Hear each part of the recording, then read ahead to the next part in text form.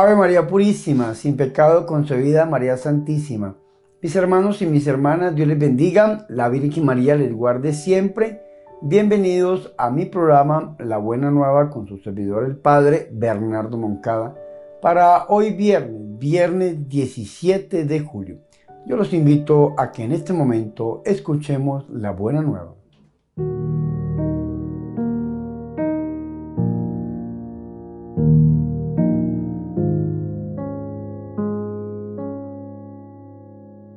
El Señor esté con ustedes. Proclamación del Santo Evangelio de nuestro Señor Jesucristo, según San Mateo. Un sábado de aquellos, Jesús atravesaba un sembrado. Los discípulos que tenían hambre empezaron a arrancar espigas y a comérselas. Los fariseos, al verlo, le dijeron: «Mira, tus discípulos están haciendo una cosa que no está permitida en sábado». Les replicó: ¿no han leído lo que hizo David cuando él y sus hombres sintieron hambre? Entró en la casa de Dios y comieron de los panes presentados, cosa que no les estaba permitida ni a él ni a sus compañeros, sino solo a los sacerdotes. ¿Y no han leído en la ley que los sacerdotes pueden violar el sábado en el templo sin incurrir en culpa? Pues les digo que aquí hay uno que es más grande que el templo. Si comprendieran lo que significa quiero misericordia y no sacrificio, no condenarían a los que no tienen culpa, porque el Hijo del Hombre es Señor del sábado. Palabra del Señor.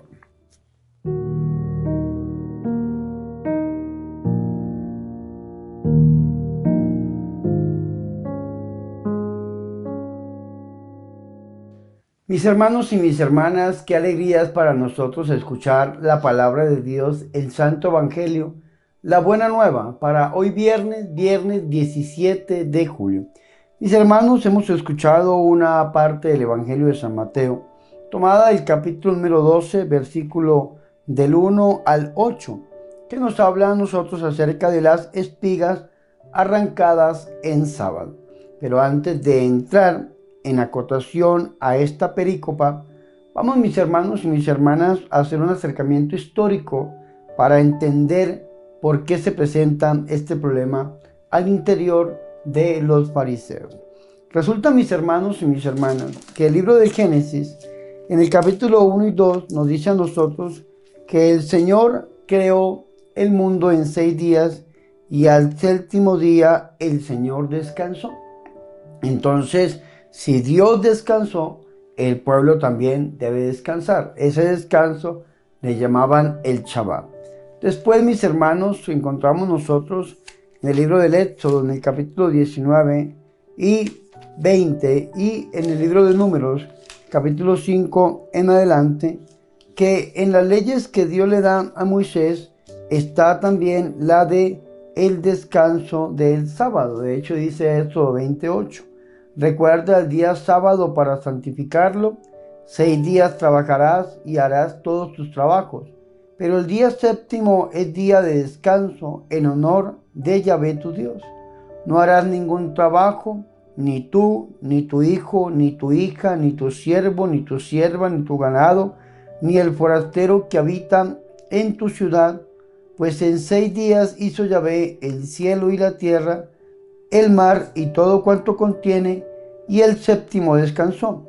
Por eso bendijo Yahvé el día sábado y lo santificó. Este es el mandamiento, lo encontramos también en Éxodo 34:25, lo encontramos también en Deuteronomio capítulo número 5 en adelante, y en todos donde encontramos acerca de los mandamientos de la ley de Dios.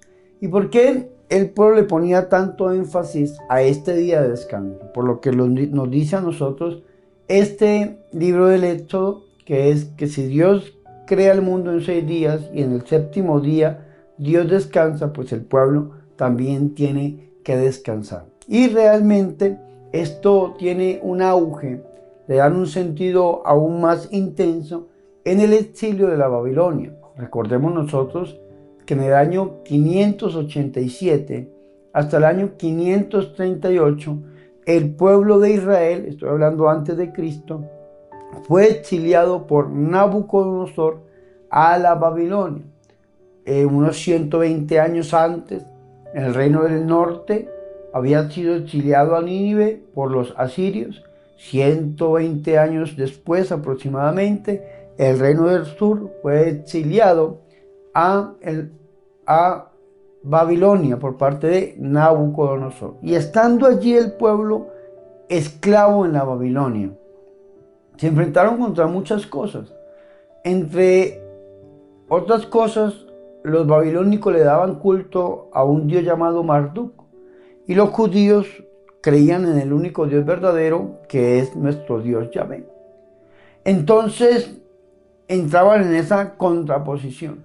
Sin embargo, al interior de la Babilonia también se preguntaba el pueblo de Israel: ¿y por qué, si nosotros somos el pueblo elegido? ¿Por qué, si nosotros somos el pueblo de Dios, tenemos que pasar por esta esclavitud? Y entonces la respuesta fue: porque fuimos infieles a Dios. Dios nos habló a través de los profetas, Dios nos habló a través de los acontecimientos, que si no nos volvíamos a Él, una gran catástrofe iba a suceder, y entonces sucedió. Vino estas esclavitudes, estos destierros, y el pueblo ahí en el exilio de la Babilonia, pues el pueblo decidió volverse a Dios con todo su corazón. Esto lo vamos a ver después de que el pueblo sale del exilio de la Babilonia. Vamos a ver dos cosas después de que el pueblo sale del exilio. La primera, la vuelta a Dios a través de la fidelidad. Y la segunda, el pueblo se decía: pues si Dios descansó, ¿por qué nosotros no podemos descansar? Y entonces le dieron un auge, un sentido más profundo a este día de descanso, que era el día séptimo, un día muy sagrado aún hoy día para los judíos. Para nosotros los cristianos, el día santo, el día sagrado es el domingo, Dominus Dei, el día en que resucitó nuestro Señor y Salvador Jesucristo, que el Catecismo de la Iglesia Católica le llama el octavo día de la creación, que fue el día en que resucitó nuestro Señor. Resulta, mis hermanos, que por allá en el año 538 antes de Cristo, el imperio babilónico ya se había debilitado mucho y fue vencido a su vez por un imperio más grande que estaba en crecimiento, que era el imperio sirio, el imperio persa, perdón. El imperio persa era gobernado por un rey, el gobernante se llamaba Ciro, y entonces al tomar el imperio persa esta tierra, entonces le permite al pueblo de Israel que vuelva de su esclavitud de la Babilonia a la tierra prometida, a Canaán, en especial a la ciudad de Jerusalén. Y entonces ahí es donde encontramos nosotros dos libros muy hermosos, Esdras y Nehemías, donde vamos a ver la reconstrucción política y la reconstrucción religiosa.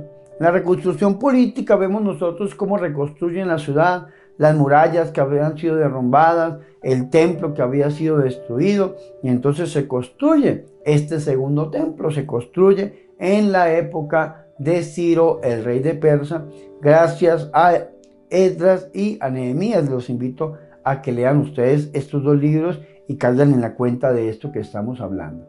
Pero en esta reconstrucción religiosa sucedieron tres cosas importantes. La primera cosa importante, el pueblo se vuelve a una fidelidad a Dios. Y cuando el pueblo se vuelve a esa fidelidad a Dios, entonces lo hace a través de los dirigentes religiosos. Y es lo que se conoce como el génesis, el inicio del movimiento fariseo. Vea qué interesante esto. Ahí es donde inicia este movimiento fariseo, que lo vemos nosotros en la época de Jesús. Y de hecho, después de que Jerusalén cae por parte de los romanos y son exiliados los cristianos y los judíos, en el año 90 después de Cristo se reúnen los dirigentes del pueblo a nivel religioso, y queda como único movimiento al interior de los judíos el movimiento fariseo. Eso sucedió en la isla de Yavnia en el año 90 después de Cristo. Por esa razón, los judíos que nosotros conocemos hoy día son de la rama también de los fariseos, entre otras cosas. Entonces, mis hermanos y mis hermanas, sucedieron tres cosas importantes. Lo primero, este pueblo inicia con una fidelidad a Dios. Y entonces, ¿cómo somos fieles a Dios? Con el cumplimiento de la ley. Entonces viene el cumplimiento de la ley, el génesis del movimiento fariseo. Pero también una segunda cosa, que era en ese cumplimiento de Dios, como venían de una esclavitud de más de 50 años, pues le dieron una fuerza aún mayor al día santo para ellos, que es el día sábado, por el Shabbat, por el día de descanso. Le dieron un cumplimiento aún más grande a este día donde no pueden hacer absolutamente casi nada. Lo leímos nosotros en el libro del Éxodo, en el capítulo 20, versículo 8 en adelante. Y una tercera cosa que es bien interesante, aparece la fiesta de Pentecostés. Ojo con esto, que digo yo, aparece la fiesta de Pentecostés. Y algunos me dirán, padre, ¿y acaso la fiesta de Pentecostés no fue 50 días después de haber salido de la esclavitud de Egipto y haber llegado al monte de Dios y haber recibido las tablas de la ley? Claro que sí. Sin embargo, no se llamaba Pentecostés, se llamaba la fiesta de las tiendas, la fiesta de las cosechas, tenían diferentes nombres, pero a partir de ahí se le dio el nombre de Pentecostés, después del exilio de la Babilonia, con la vuelta a Dios, la fidelidad a Dios. Entonces instituyen también estas diferentes fiestas y le dan el nombre de solamente una fiesta, que es la fiesta de Pentecostés. 50 días después de haber salido de la esclavitud de Egipto y haber llegado al monte de Dios y haber recibido las tablas de la ley, ellos también vienen de una esclavitud, de la esclavitud de la Babilonia, y entonces se vuelven a una fidelidad a la alianza. Y al volverse a esa fidelidad a la alianza, entonces esta fiesta de Pentecostés es muy importante para ellos, porque les va a recordar que Dios los sacó de la esclavitud para darles a conocer su palabra. Y por el cumplimiento de su palabra es que ellos pueden ser fieles. Por el cumplimiento de su palabra ellos pueden ser bendecidos, y entonces, como le digo, viene ese cumplir por el cumplir. Pasaron los años, los siglos, estoy hablando yo del año 538 antes de Cristo. Ya llegamos a la época de nuestro Señor y Salvador Jesucristo. El Señor está iniciando su vida pública, ya ha llamado el Señor sus apóstoles, y viene ahora, mis hermanos, este acontecimiento con Jesús. Y vea qué bonito esto, porque ya conociendo esta historia podemos entender nosotros por qué los fariseos critican a los discípulos de nuestro Señor y Salvador Jesucristo, y cómo sale nuestro Señor a la defensa. Esto es importantísimo, porque a mí me da ternura cómo nuestro Señor defiende a sus apóstoles, y los defiende con autoridad, y los defiende con Biblia en la mano, y los defiende con historia, y los defiende, mis hermanos y mis hermanas, como un maestro defiende a sus discípulos. Y esto es importante porque dice lo siguiente: en aquel tiempo cruzaba Jesús un sábado, esto es importante porque vea qué importante es el día sábado para los judíos, por los sembrados. ¿Cuáles sembrados? Nadie sabe. Tal vez sembrados de alguna persona, eran tal vez trigo que estaban ahí, y entonces iban cruzando un sábado por los sembrados. Entonces el Señor se muestra en total libertad frente al sábado, porque no podían caminar mucho, no podían hacer ninguna acción, no podían trabajar, no podían cribar, no podían hacer absolutamente nada. Y dice, y sus discípulos sintieron hambre y se pusieron a arrancar espigas del trigo y a comerse. Entonces arrancaban las espigas, entonces sencillamente hacían la criba, es decir, sacaban el trigo y se lo comían. Y esto lo vieron los fariseos. Dice, al verlo los fariseos dijeron, mira, tus discípulos hacen lo que no es lícito hacer un sábado. Entonces, ¿qué vieron los fariseos? Que los apóstoles de Jesús estaban trabajando. Tal vez para ellos estaban haciendo alguna cosa indebida, como llegar a comerse este trigo, arrancarlo, un trigo que no era de ellos. Otra cosa, estaban trabajando en el día sábado, estaban cribando y estaban comiendo, estaban caminando. Y entonces critican a nuestro Señor. Y esto tiene algo muy importante, esta crítica. Porque ¿a quién están criticando? A los apóstoles. ¿Por qué? Porque según los fariseos están incumpliendo con el día santo, con el día sábado. Pero ¿quiénes son los apóstoles? Los discípulos de Jesús. ¿Quién es Jesús? el maestro de estos discípulos. Entonces, a criticar a los apóstoles, critican al maestro. ¿Y cuál es la crítica que le están haciendo al maestro? Que los discípulos no respetan el sábado. No respetar el sábado, están irrespetando la ley. Al irrespetar la ley, están irrespetando a Moisés. Y al respetar a Moisés, están irrespetando a Dios. Entonces, lo que están llamando a Jesús es un irrespetuoso con toda la ley, con toda la cultura y la historia judía. Eso es lo que están haciendo esos apóstoles. Vean, estos fariseos. Vean qué interesante esto. Porque esta crítica que están haciendo es una crítica muy profunda. Le dicen los fariseos, porque recuerden que en la época de Jesús habían diferentes movimientos. De hecho, el Evangelio de Marcos nos habla de 5 enemigos arraigados de nuestro Señor y Salvador Jesucristo. ¿Cuáles son esos 5 enemigos? Los herodianos, los saduceos, los fariseos, los ancianos y los escribas.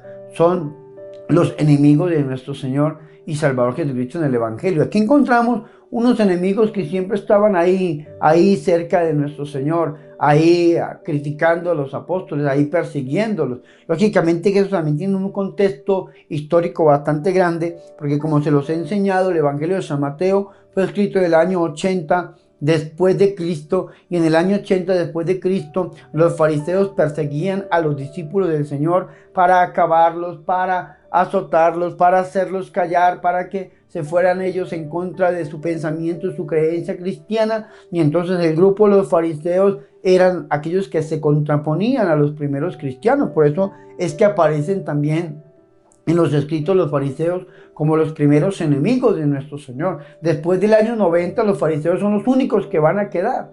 El único movimiento religioso de la época que va a sobrevivir son los fariseos, y son los que siguieron y persiguieron siempre a los discípulos del Señor. Por esas razones que también siempre aparecen en los evangelios, contraponiéndose a nuestro Señor y contraponiéndose a todos sus discípulos. Y entonces los fariseos dicen: mira, tus discípulos, es decir, tú eres el maestro de estos desobedientes, tú eres el maestro de estas personas que están antirreligiosos para ellos, tú eres el maestro de estas personas que no están cumpliendo con la ley, tú eres el maestro de estas personas que están transgrediendo el día más santo, el día sábado, y si tú eres el maestro, tú le estás enseñando. Eso es lo que le están diciendo los fariseos a nuestro Señor y Salvador Jesucristo. Mira, tus discípulos hacen lo que no es lícito hacer en sábado. Le están diciendo: repréndelos, corrígelos, enséñales. Es lo que le están diciendo los fariseos. Entonces nuestro Señor Jesucristo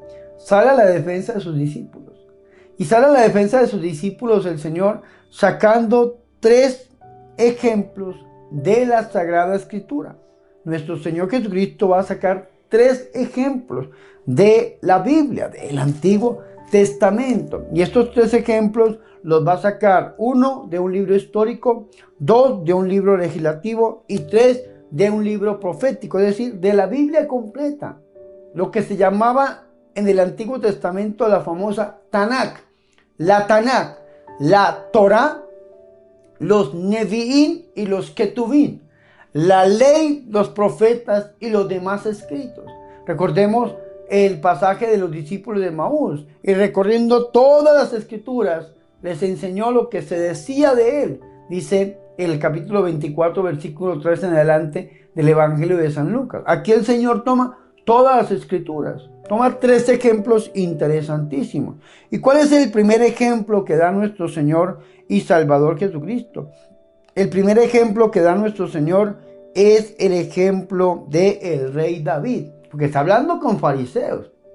Y escúchenme muy bien, ningún fariseo tenía el valor de llegar a criticar al rey David, que era para ellos el rey más grande que tuvo el pueblo de Israel.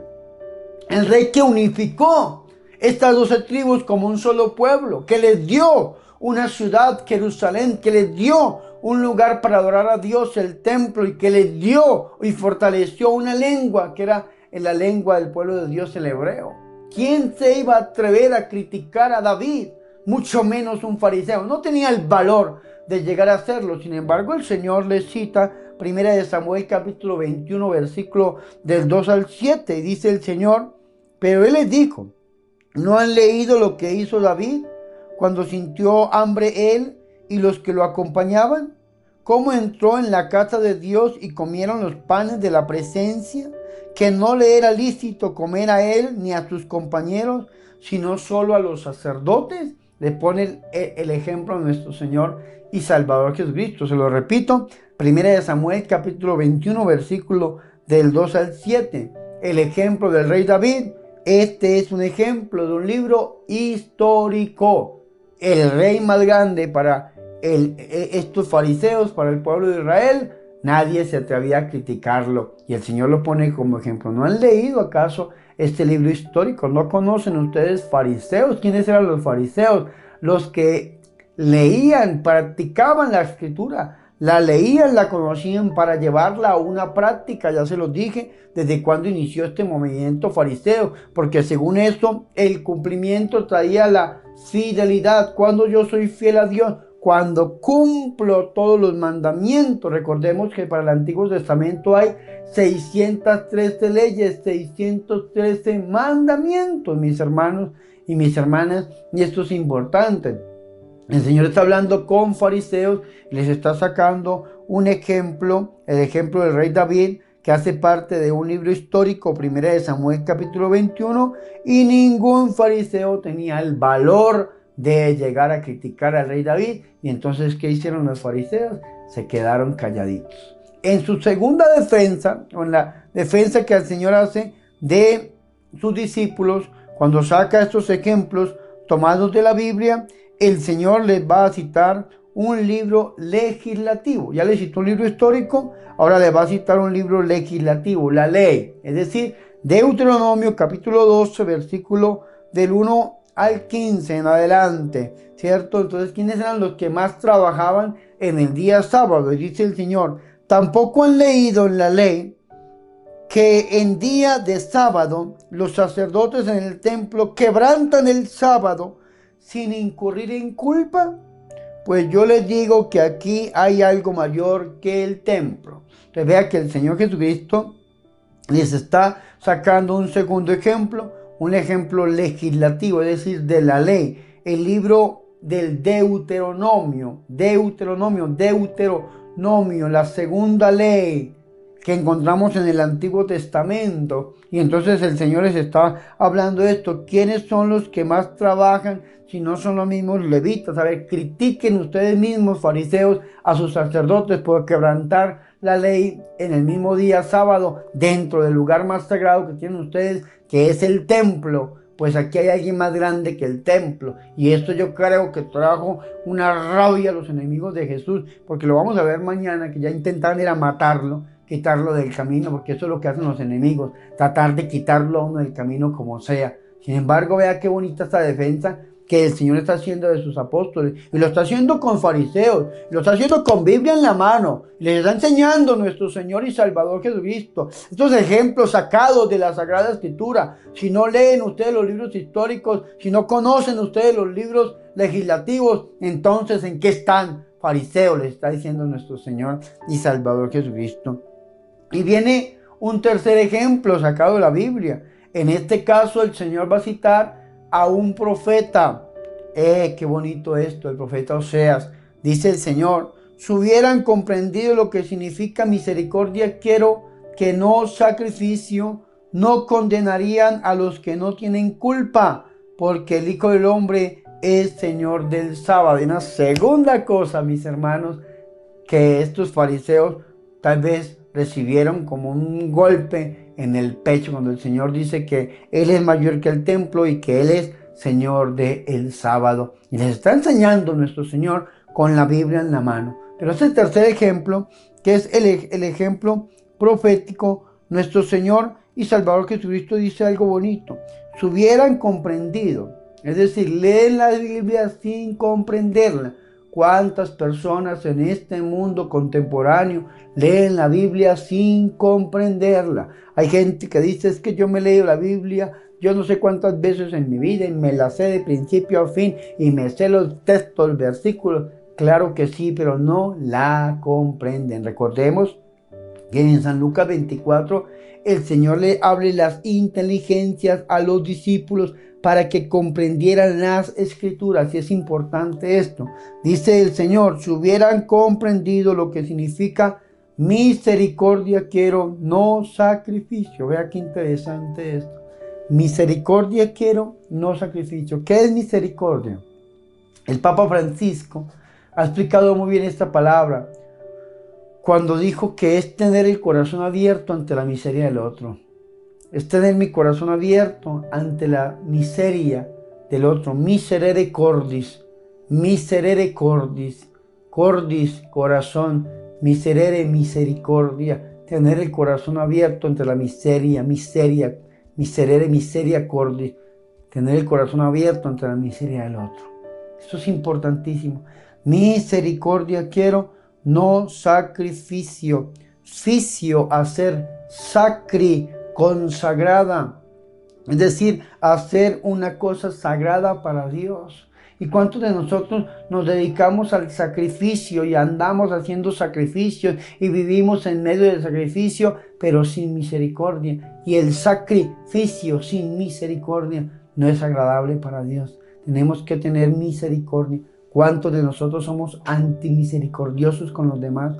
¿Cuántos de nosotros lo que hacemos es pisotear, pasar por encima de los demás, criticándonos, creyendo que nosotros somos los que tenemos la razón y que nuestro pensamiento y nuestras palabras son absolutas y entonces nadie, absolutamente nadie puede pasar por encima mío y pasamos por encima de los demás? Eso es lo que el Señor no quiere. Y a veces lo hacemos con la palabra, y a veces lo hacemos con la Biblia en la mano, y a veces lo hacemos abusando de nuestro poder civil o nuestro poder eclesiástico. ¿Cuántos de nosotros hemos sido pisoteados por el mismo poder civil? Vea lo que está sucediendo en Colombia, más exactamente en Bogotá, donde el poder civil lo que hace es subyugar a la religión, diciendo que no se abren las iglesias, que porque es peor que un día sin IVA, que es peor que yo no sé qué cosa, y que lo que hacen es subyugar al pueblo de Dios. Pero ¿cuántas veces el pueblo de Dios, con nuestro poder eclesiástico, también lo que hacemos es vivir en medio de sacrificios pero sin misericordia, arremetiendo en contra de los demás? Esto es lo que pensaban los fariseos.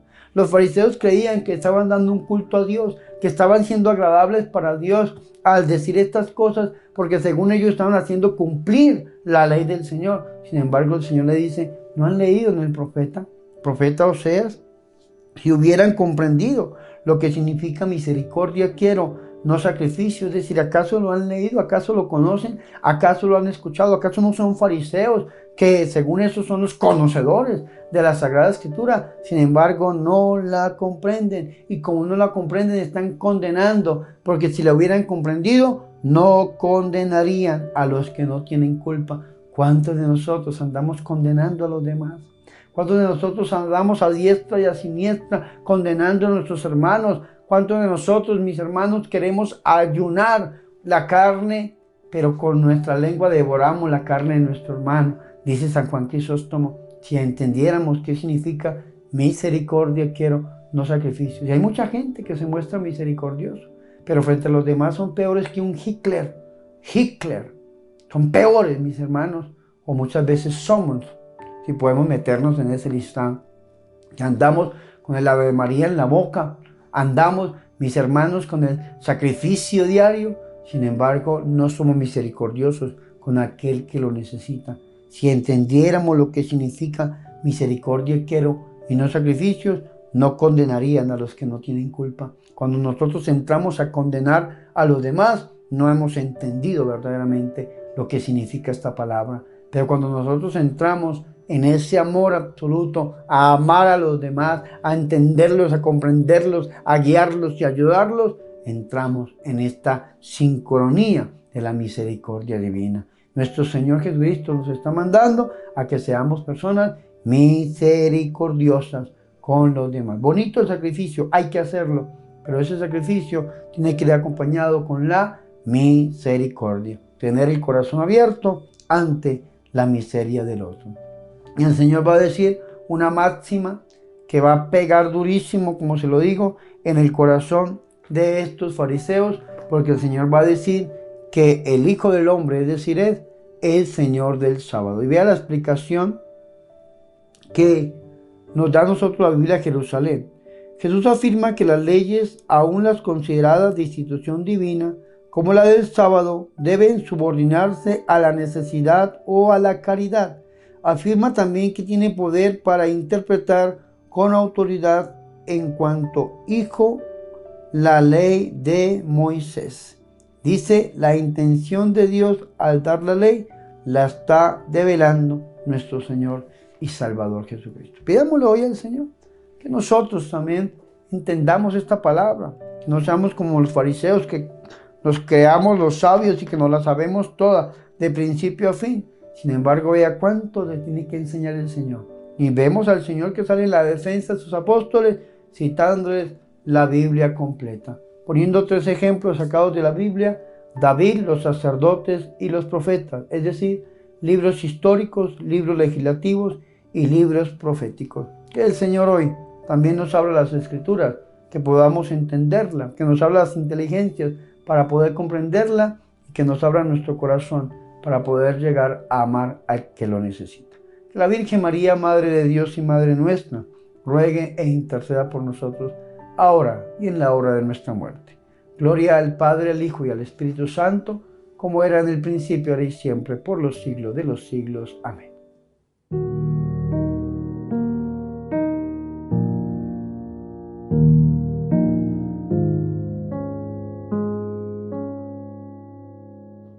Ahora, mis hermanos y mis hermanas, yo los invito a que hagamos oración.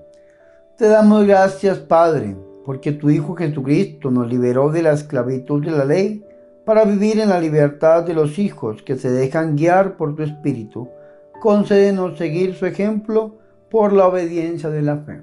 Virgen María, Madre de Dios, ruega por nosotros. Amén.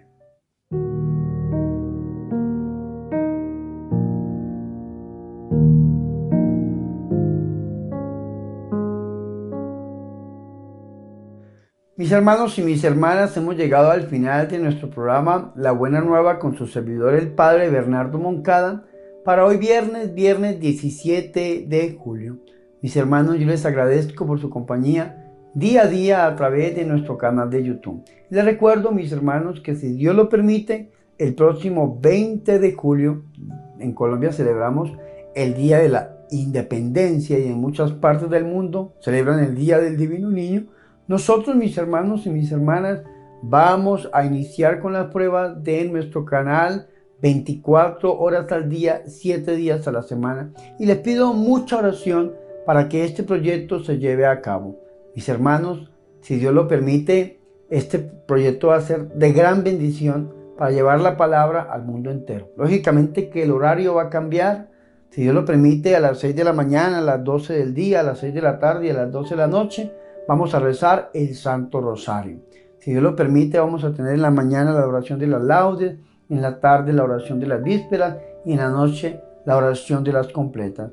Si Dios lo permite, después de las completas vamos a compartir este programa de la Buena Nueva del siguiente día para meditar el Santo Evangelio. Y a la medida en que vayan pasando los horarios, vamos a ir compartiendo diferentes programas. Algunos ya los tenemos grabados, otros, mis hermanos, los vamos a transmitir en vivo, pero yo sé que va a ser de gran bendición para todos nosotros. Igualmente a las 3 de la tarde, la coronilla de la Divina Misericordia, a las 3 de la mañana, igualmente la coronilla. En las noches, mis hermanos, de 12 de la noche o de 1 de la mañana hasta las 5 de la mañana, vamos a hacer meditación, oración con Jesús sacramentado, para aquellos hermanos que no puedan dormir y quieran meditar un poco delante de nuestro Señor y Salvador Jesucristo de una manera espiritual a través de este canal, también lo pueden hacer. La idea de este canal es una programación 24 horas al día, 7 días a la semana, para que ustedes estén siempre unidos en la oración. De igual manera, si a usted vio un programa y le gustó, entonces lo vamos a subir al canal de YouTube para que usted lo pueda ver cuantas veces quiera y pueda usted repetir esa misma experiencia espiritual orando junto con nosotros. Así que recuerden, el próximo lunes, mis hermanos, 20 de julio, día en que Colombia celebra el Día de la Independencia, y en algunas partes del mundo por la fecha celebran también al Divino Niño que se apareció en el barrio del 20 de julio, aunque en Colombia lo celebramos el primer domingo de septiembre, pero en algunas partes celebran al Divino Niño. Vamos, mis hermanos, mis hermanas, a dedicarle este proyecto a el Divino Niño Jesús. Por la divina infancia de nuestro Señor, le vamos a pedir que conceda los deseos de nuestro corazón. Así que estén muy pendientes.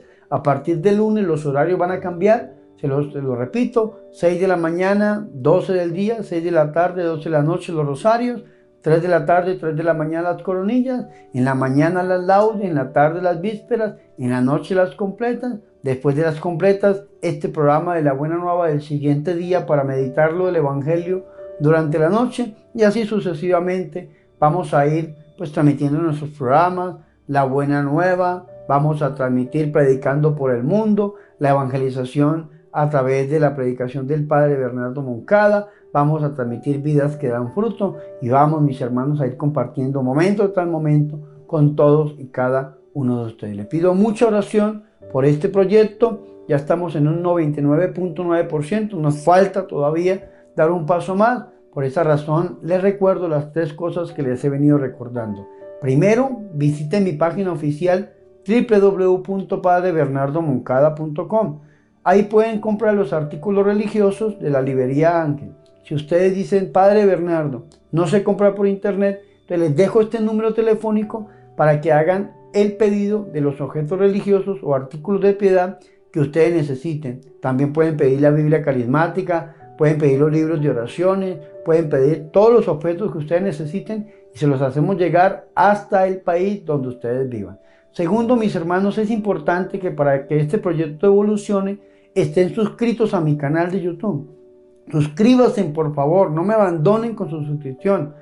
El deseo, el anhelo de este servidor es predicar la palabra del Señor. Me gustaría que esta palabra llegara a miles de gente, millones de gente, una palabra poderosa, pero necesitamos empezar por usted. Si usted todavía no se ha suscrito, por favor se lo pido, suscríbase al canal. Usted lee donde dice suscribirse, si la letra está roja, usted todavía no se ha suscrito.